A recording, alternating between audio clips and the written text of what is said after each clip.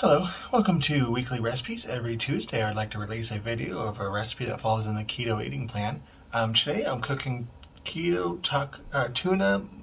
Mornay casserole. Um, when I first glanced at their website, link in description, at first glance I thought it said Morn Day. I'm like, how sad are you eating? Are you that you have to eat tuna casserole? It's an interesting recipe because it's calls for steaming broccoli. Um, I don't steam broccoli very often. I think this is only like the second recipe I have on here that's uh, requires steamed broccoli. Let's go ahead and get started. And here's all what's in it. Starting off with a cup of heavy whipping cream, 4 ounces of cream cheese cubed, 1 ounce of butter cubed, a quarter cup of Parmesan cheese, half a teaspoon of garlic powder, 2 pinches of cayenne pepper, salt and pepper to taste, and that was the cheese sauce. And now for the broccoli, uh, uh, the casserole body itself. It's 12 ounces of broccoli florets, 4 cans of tuna, 4 ounces of shredded cheese. So not a whole lot in it, just mostly seasoning it looked like. So let's get everything measured out and start it up.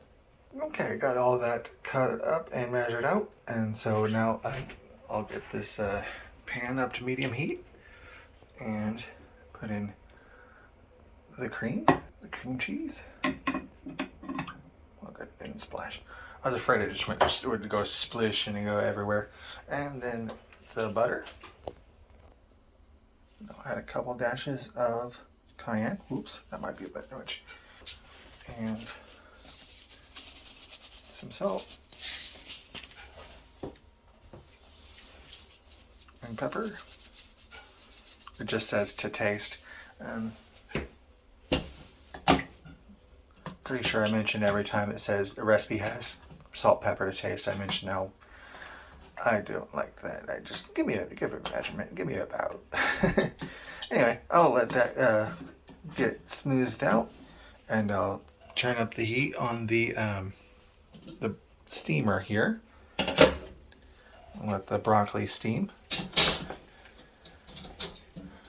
It's said to just let it steam until the broccoli just starts getting tender, because it'll continue to cook while it's baking.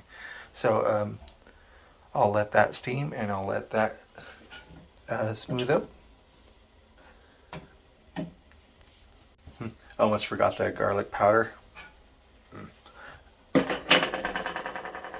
And the Parmesan cheese. That'll get that all mixed up.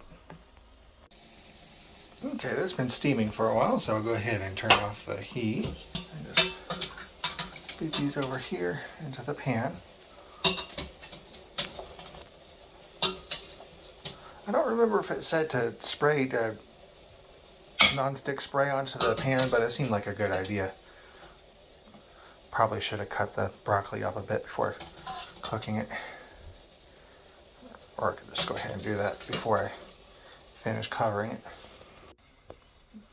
Okay, got the broccoli in the pan. Now I'll cover it with the tuna. And now for the cheese sauce to go on top. Probably could have made that a bit smoother. Probably could have made that a lot smoother. Oh well. And now I'll cover it with the shredded cheddar. And then I'll put that in the oven at 350 degrees for 15 to 20 minutes.